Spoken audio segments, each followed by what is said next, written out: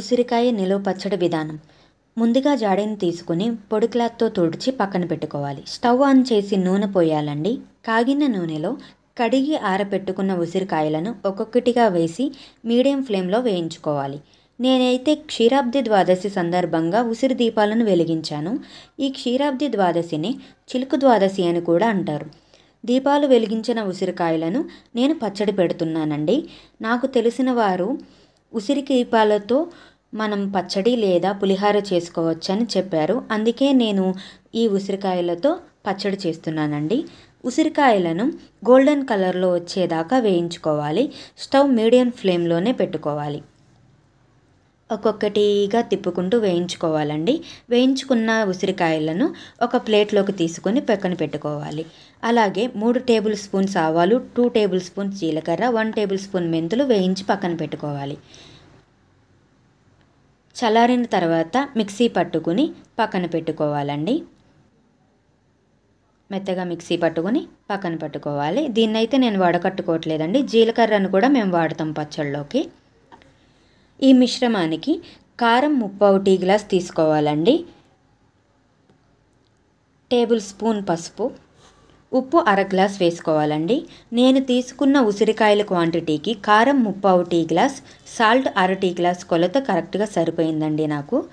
అలాగే 3 టేబుల్ స్పూన్లు మిక్సీ పట్టుకున్న ఆవు పిండిని 3 టేబుల్ స్పూన్లు మనం వేసుకోవాలండి. జీలకర్ర, ఆవాలు, మెంతులు మిక్సీ పట్టుకున్న పొడిని 3 టేబుల్ స్పూన్లు వేసుకోవాలి.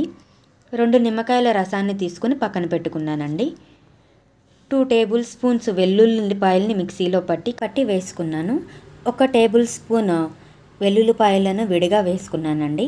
ఈ మిశ్రమంలో 1/2 టేబుల్ స్పూన్ మెంతులు వేసుకుంటున్నానండి. నేను మెంతులు వేసుకొని ఈ మిశ్రమాన్ని ముక్కలకు పట్టేలాగా కలుపుకోవాలి.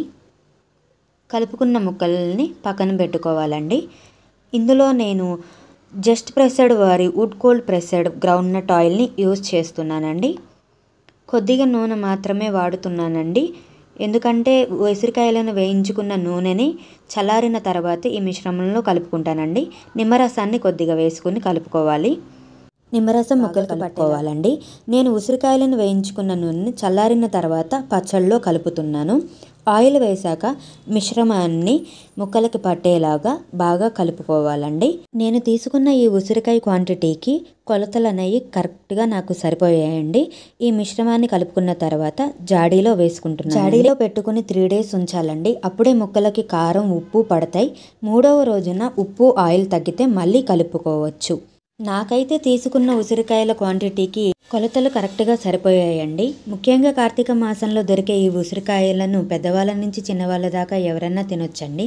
విటమిన్ సి అనేది పుష్కలంగా ఉంటుంది. Thank you for watching my video.